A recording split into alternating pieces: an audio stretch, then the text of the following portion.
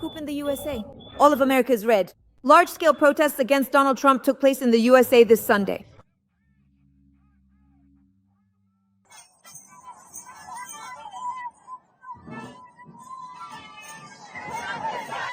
Trump sold out Ukraine. In Washington, protesters demanded the impeachment of the U.S. president. Americans are opposing the peace plan for Ukraine that was announced to them. They consider it a capitulation. Breaking news, friends. Here it is, Sunday, November 23rd, mass protest in the USA. Americans are demanding Donald Trump's impeachment for selling out Ukraine. Americans have exploded with anger. On November 23rd, Washington saw the largest protests against Donald Trump's policies since his inauguration. People took to the streets because, in their opinion, Trump sold Ukraine to the Kremlin and is pushing through a capitulation plan written under the dictation of the Kremlin, Dmitriev, and Russian lobbyists. On the posters, impeach Trump. You just sold Ukraine. The crowd is demanding the immediate start of impeachment proceedings against the president. Americans believe that his peace plan is a betrayal of an ally, a blow to democracy, and a way for Russia to return to global politics through the back door. For the first time in years, Washington has witnessed such massive anger. And this is just the beginning. Friends, the situation in the US has entered a new phase. This is no longer just criticism of Donald Trump, no longer just disagreement with his peace plan. Thousands of Americans have taken to the streets openly demanding impeachment. Their main argument is that Trump betrayed Ukraine's interests, ignored European allies, and began pushing a document that Washington calls the 28 points of capitulation. This plan is essentially an ultimatum to Kyiv. Sign it. By Thanksgiving, or the US will stop providing you with intelligence, weapons, and aid. Americans are in shock, Congress is furious, and Europe is stunned. Even former British Prime Minister Boris Johnson called this a military castration of Ukraine and a new Munich. And here's what's happening. The protesters are demanding not just a change of course, they are demanding that Trump be removed. Friends, please like this video, subscribe to my channel, and we'll break everything down as clearly and concisely as possible. Let's go.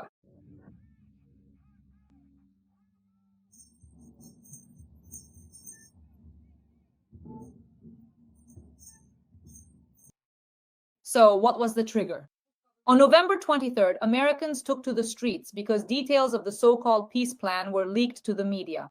The documents were prepared bypassing the State Department, NATO, European partners, and Ukraine itself. Through closed channels of Kirill Dmitriev and pro-Russian advisors close to Trump, such as Witkoff, the plan hits the most sensitive nerve of American democracy: unilateral backroom deals with an aggressor behind the backs of allies. To the protesters, this looks like the surrender of Ukraine and the destruction of the US global security system. In Washington, people say this: if the President of the United States blackmails an ally by threatening to cut off aid, that's an abuse of power. Lawyers are already discussing 3 grounds for abuse of power: threats to US national interest, actions benefiting Russia, and acting against the position of Congress. Congress was truly outraged. Leaders of both parties stated that they would not allow pressure to be put on Ukraine for the benefit of the Kremlin. And the Democrats outright called the plan a Russian document wrapped in an American cover. So, what's inside these 28 points and why did it cause such an uproar?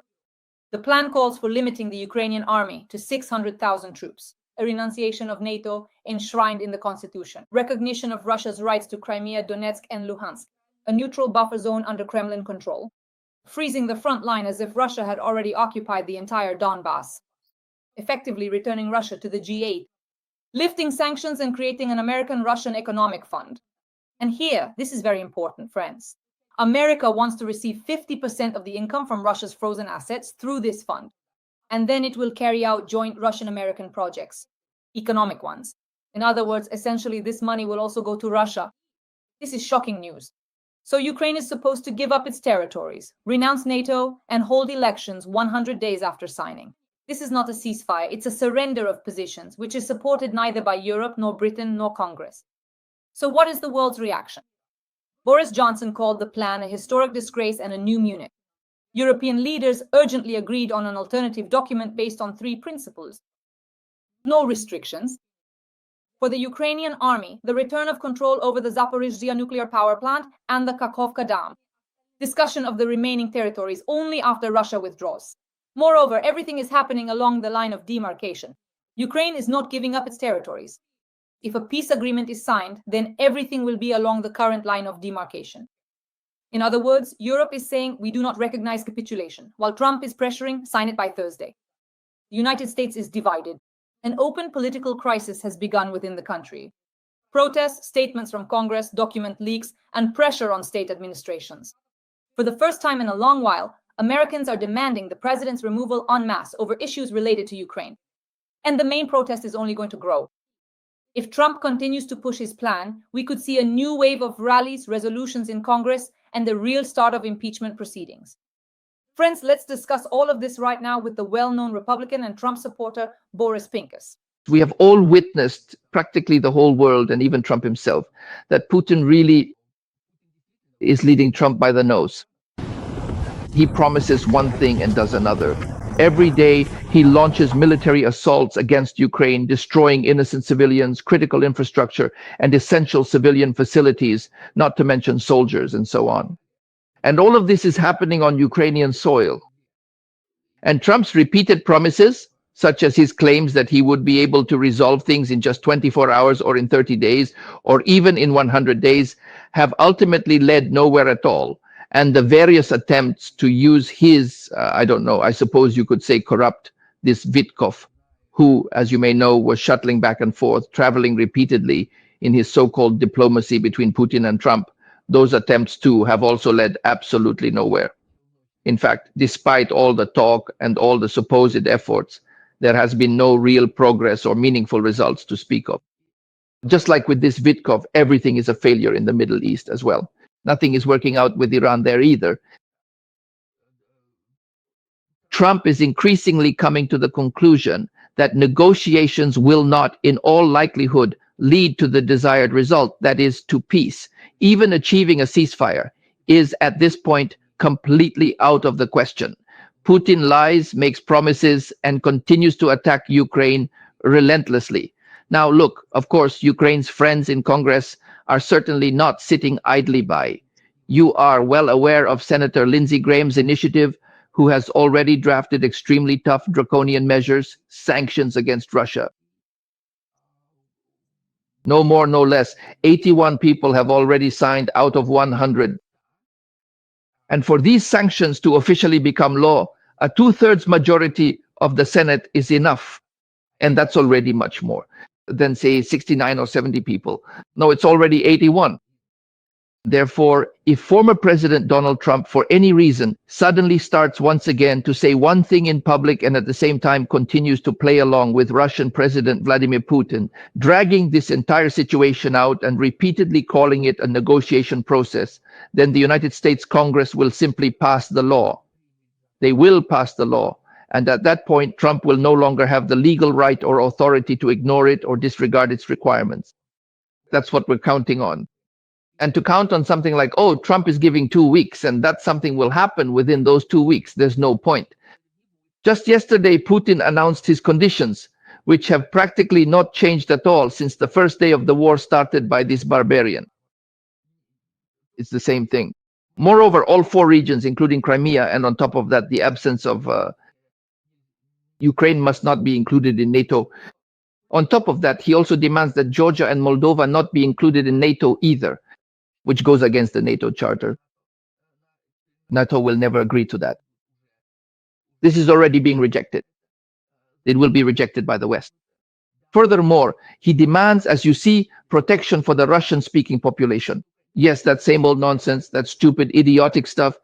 He doesn't even know what to nitpick about anymore, as he seems to have run out of things to criticize or complain about. And you know, all of this behavior, all of these actions and statements, of course, is clearly aimed at making the West, which even to this day continues to repeatedly make various concessions to Putin, once again give in to him and his demands. But there's one interesting detail here. Until just recently, before Trump started calling Putin crazy, Putin didn't want for Trump to leave the negotiation process. Why? Because he sensed Trump's willingness to make concessions. Trump hadn't even entered the White House yet, and he already said that Ukraine couldn't be a member of NATO. That was a major mistake on Trump's part. Even before the negotiations, he was already making concessions to Putin. Then he started openly and repeatedly criticizing, even belittling Zelensky. And the date, February 28th, went down in history. It was disgusting to watch how Trump literally mocked him with his yes man. With this Vance, he was mocking the president of a country that has been at war for 3 years, sacrificing its remarkable generation for us, for Americans, you know. Because it is Ukraine right now that is defending our values in the heart of Europe from this barbarian. Instead of responding to this appropriately in a fatherly way, I have the right to say this because Zelensky is young enough to be Trump's son, to understand him, to see what he came with. And Zelensky was asking, I'm saying this on every broadcast, even though he had every right to demand it because of that ill-fated Budapest memorandum. And even back then, Trump started shifting the blame from the guilty to the innocent, saying that you have no leverage, that you're the one initiating World War III. All of this Putin makes excellent use of in his foreign policy. But as I've always said, and I'll repeat it again, let's not forget, Trump is the president of a democratic country. That is, he is not all-powerful. No matter how much he wants, he can't just do whatever he pleases. He simply won't be allowed to. The people won't let him. And let me remind you, to this day, 53% of Americans support unwavering aid to Ukraine. To this day, according to polls, Putin is considered the #1 enemy of Americans. Only 2% consider Putin a normal person. 2% of those surveyed. Can you imagine that? And even those 2% are probably the very same Russian KGB agents who were sent here, most likely. So just imagine, against this backdrop, Trump can't play the game, counting on his own personal interests. People always ask me, what motivates Trump? Why does he behave this way? I believe, after all, it's material interest. It's about money. Just look at how he behaves towards one of the sponsors of terrorism, Qatar, the very same Qatar that apparently wants to gift this very Boeing worth $400 million. That's a bribe, plain and simple.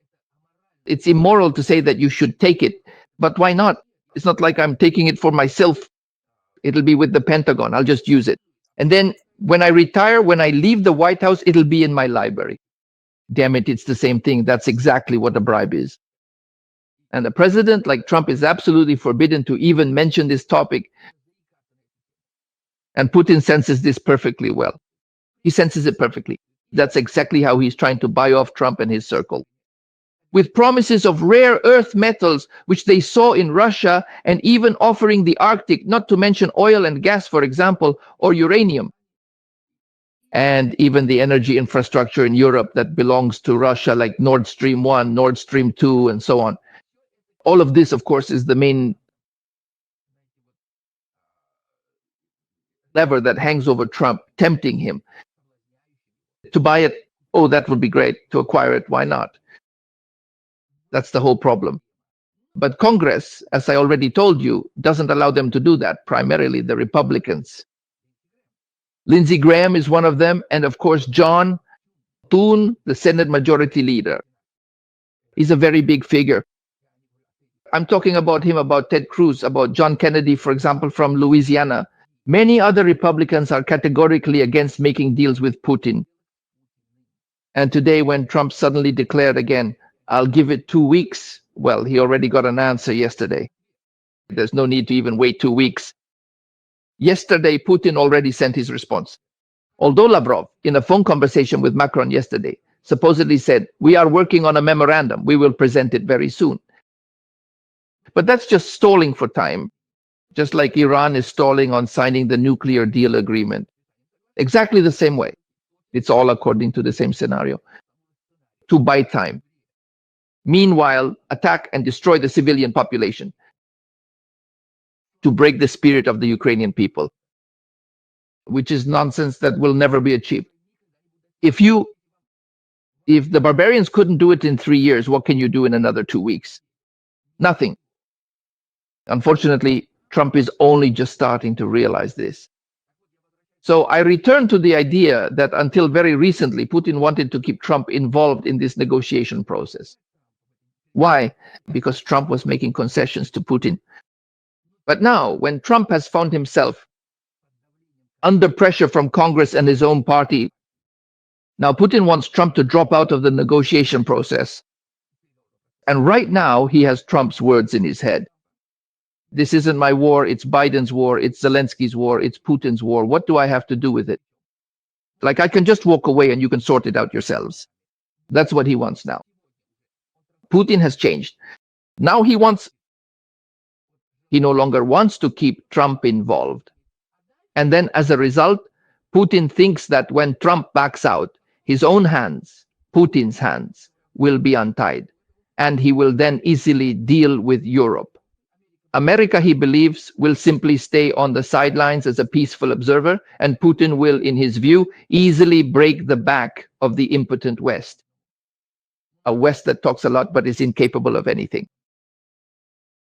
But he's mistaken. First of all, Trump won't be able to stay out of it. On the contrary, if he chooses to step aside, he will have absolutely no choice but to openly and unequivocally support Ukraine. Not just with these sanctions we've already discussed, but also with weapons, with powerful weaponry. Weapons that Ukraine has never had before. The same ATACMS will be supplied, and soon there will be hundreds of planes, including F-16s and long-range ATACMS missiles. And many other things that the Ukrainian armed forces have never had before will be delivered. They definitely will. You know, I'm sure there won't be any deal. Never. I've always said this on our broadcasts with you. There won't be any deal. You shouldn't count on it. It won't happen. The more Trump delays providing aid to Ukraine, the higher the likelihood that not only will weapons flow into Ukraine like a river, but even American troops might appear there. And you'll see for yourself. Why? Because first of all, our entire history shows this. Starting with the Korean War in the early 1950s, Truman promised, no, never, we'll only help the South Koreans with weapons. But then he was forced to help with troops as well. We lost 37,000 soldiers from 1950 to 1953 while helping South Korea. We don't regret it. We helped a country that today is one of the most developed in the world. We lost 60,000 soldiers over 8 years of war in Vietnam. 60,000. Can you imagine that? And how many did we lose in Afghanistan over 20 years of war? Afghanistan, Iraq. All of that combined. That's how the story goes. First come American weapons and then the soldiers. Ukraine doesn't need soldiers, absolutely none, neither American nor British nor French, no. Give us weapons, Ukraine can handle it on its own. The best example, clear and striking. Yesterday, a Ukrainian drone actually, using advanced fiber optic guidance, the operator was able to successfully carry out an attack. The target was a missile factory located in the city of Dubna, which is more than 140 kilometers away from Moscow. For the first time, I would like to note, this event occurred at such a long distance, specifically 42 kilometers from the front line. Can you imagine that? Ukraine was able to do this, and it can do even more. Ukraine approaches things in a humane way. It doesn't strike civilian targets, hospitals, or schools, unlike these barbarians in Ukraine who do the opposite. So just give Ukraine what it needs, and Ukraine will handle it on its own. It will handle it brilliantly. It would have handled it long ago if it weren't for Biden, that fool, that idiot. If he hadn't let things get to the state they're in today. Back then, when Russia was still much weaker than it is today, it could have been done. Today, Russia has not only managed to develop its military-industrial complex, but also to get much closer to China, North Korea, and Iran. To our shame, we allowed this to happen. We contributed to our own. This peacekeeping died from its own appeasement, you see, especially in relation to Putin. And this has led to the fact that today, whether we want it or not, we will have to intervene in this war to stop this barbarian, to stop him and knock some sense into him so that this regime no longer exists. That's where everything is heading now. A very important point that I would like to discuss with you. First, the 30 billion that Europe could allocate to Ukraine for the production of its own ballistic and cruise missiles. And the fact that Germany, represented by Merz, has already made a statement that it will finance the production of Ukraine's own weapons, ballistic and cruise missiles. In your opinion, will America join in on this? And is it possible today, as President Zelensky said, that Ukraine should strike Russia with at least 500 drones every day, and that we should have a stockpile of thousands of drones? We should also have our own ballistic and cruise missiles. What do you think? I have information that a lot of things that aren't publicized are being delivered to Ukraine, specifically from America. These very drones that Ukrainians themselves are developing today, many of them also have components that assembly kits that come from America. That's the case. But the main issue is to scale this up, to provide as much as possible. And this initiative by Merz is amazing. That's right. That's how it should be. Unfortunately, with a significant delay, this should have been started in the first days of the war in Ukraine. That didn't happen. Well, never mind. Better late than never. And I have no doubt that Trump himself is under tremendous pressure from congressmen and senators who are saying that Ukraine should be supplied with what it is asking for, within the framework of those programs that already exist. And I have no doubt that a draft version of financial aid for Ukraine is already prepared, specifically aimed at arming Ukraine with new types of weaponry. Moreover, the program that was officially adopted back in April, specifically on April 20th of last year, is already coming to an end. It was supposed to be about 61 billion, but in reality, there was only 8 billion, and those funds are already running out.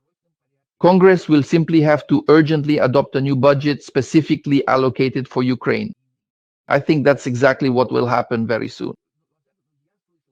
I've already heard that proposals and drafts exist, taking into account the payment for modern types of weaponry, the kinds that Ukraine hasn't received yet. That's how it will be. That's how it will be.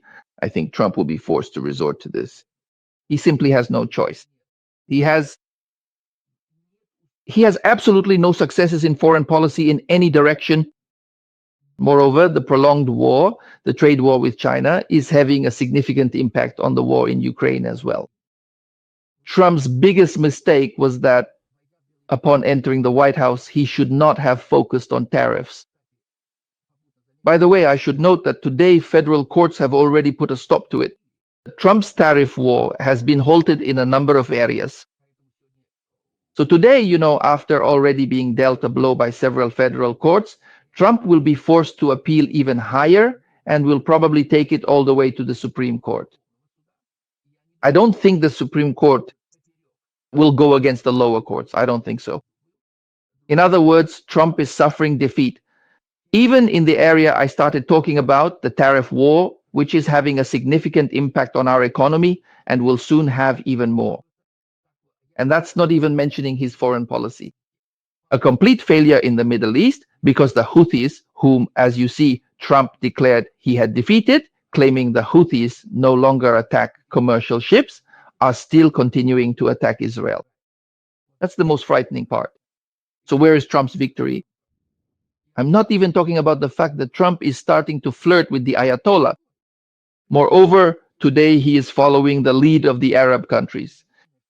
The most surprising thing is that Saudi Arabia, Qatar, and the United Arab Emirates, who back in 2015, back then, they would have been glad if Israel had attacked Iran's nuclear infrastructure. And at that time, Bibi Netanyahu, was still fighting with Obama, who was supporting Iran with billions, by unfreezing, the sanction funds. And yet, since then, just look, today, even Saudi Arabia, Qatar and the Arab Emirates, already during Trump's visit to the Middle East, asked him very much not to attack Iran's infrastructure, but to resolve things through peaceful negotiations, through diplomacy. The reason is that they are genuinely afraid that Iran might potentially attack these countries. Let me remind you that in all three of these countries, America has its own military bases. So today, Trump is following the requests of these three countries. But Israel has no choice. No choice at all. Iran must not have any kind of nuclear program. Not a peaceful one, and especially not a military one. It's out of the question. Israel knows what it's talking about. For now, Trump is also pursuing this kind of appeasement policy toward Iran. The same approach applies to Putin.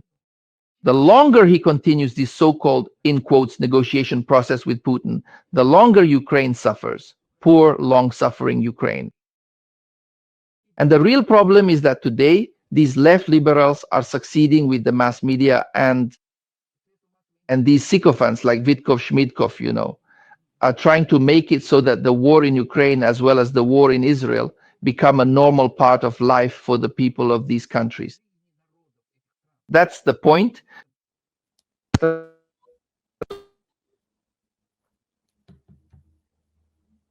the older generation and so on. It's already becoming, like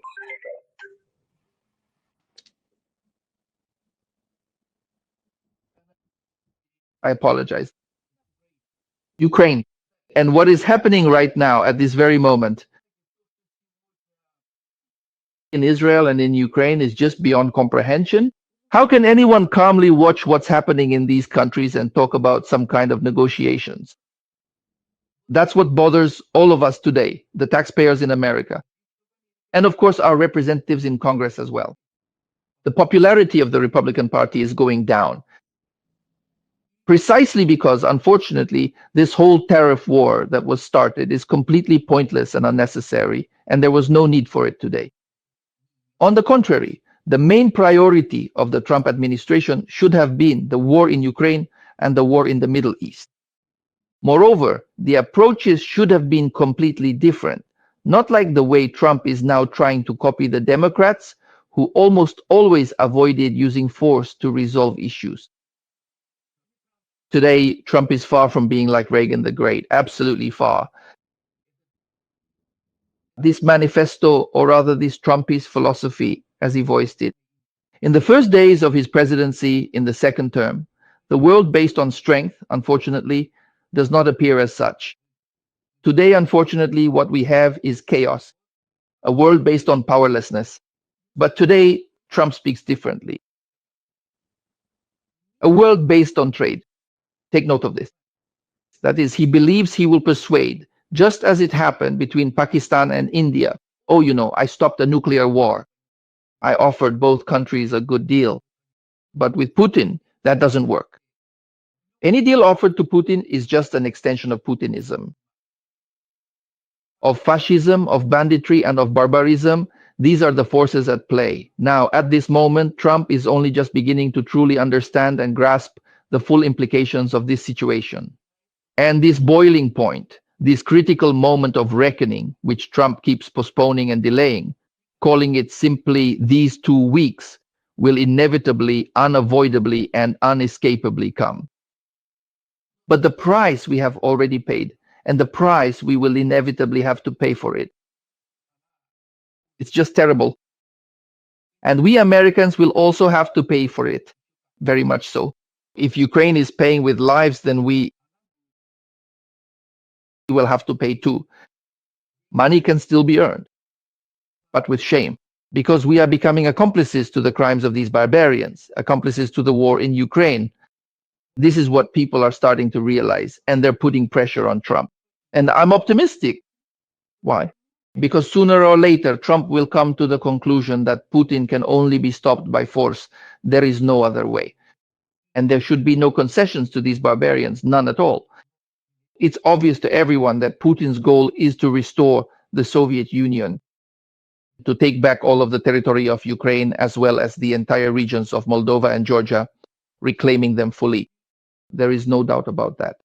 And of course, to reassert his influence over Southeastern Europe.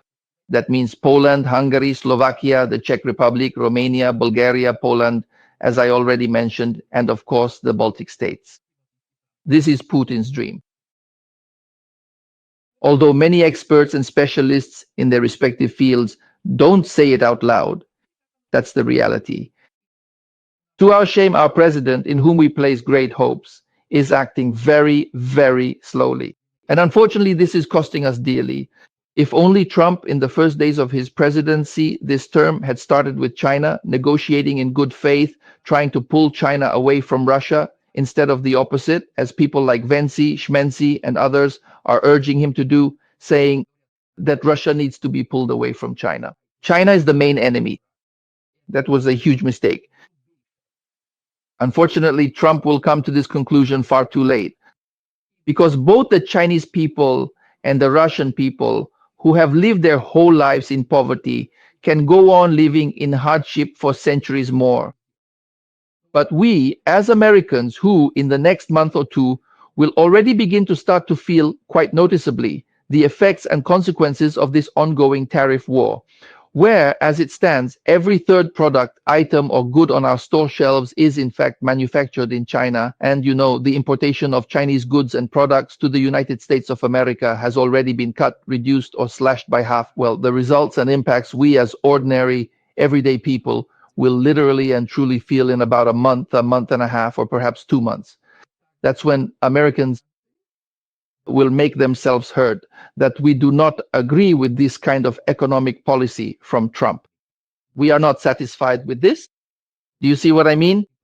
And against this backdrop, this ongoing war with China, it also has a significant impact on the war in Ukraine. Why? Because China is getting even closer to Russia. Moreover, there is already talk that China is already they are openly supplying those types of dual-use goods that the West was aware of, but now they are also openly sending certain types of weapons. I'm not even talking about the fact that Chinese soldiers have already been spotted on Ukrainian territory fighting alongside the Russian army and much more. In other words, the situation is very serious and Trump needs to take urgent action. Radical measures on the one hand towards Putin, and on the other hand to change the tone of his actions against the backdrop of these draconian tariffs imposed on China. He needs to change the tone, change the rhetoric, and of course sit down at the negotiating table so that China stops its support for Russia. Moreover, these threats from Putin and his entourage that they might use nuclear weapons, supposedly Trump should remember that a third world war could happen. This is an example coming from Medvedev himself. But China does not accept this either. China has already said more than once that there can be no talk whatsoever about the use of nuclear weapons. So this could actually become an excellent asset for Trump's policy in moving closer to China. Start with that.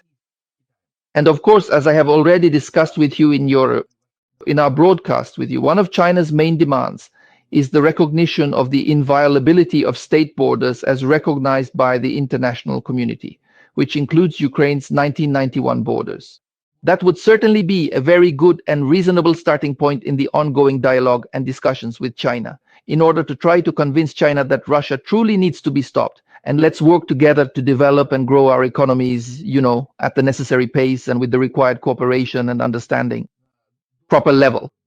When he steps on the same rake a couple more times and realizes that Putin is not someone you can negotiate with, but is actually a real criminal, then probably he will make the right decision. And what decision is that? And I'm coming back to what we've already discussed, supplying weapons to Ukraine. What Ukraine needs, only that will stop the war. I think by the end of the year, we will have good results. Positive ones, when Putin's regime will be falling apart at the seams. Boris Yakovlevich, I'm very grateful to you for your analysis. Thank you for your support. Dear audience, we regularly meet with the well-known Republican Ferris Pincus. We discuss the situation in America, how it might affect the fate of Ukraine. Dear audience, please like this video, subscribe to my channel Dasha Shaslivaya, and write in the comments what you think about the situation overall. Let us know where you're watching from. Share your location in the comments. The well-known Republican Trump supporter Boris Pincus. Boris Yakovlevich, thank you. See you soon. Thank you so much, dear friends. We will win. Glory to Ukraine. Glory to the heroes.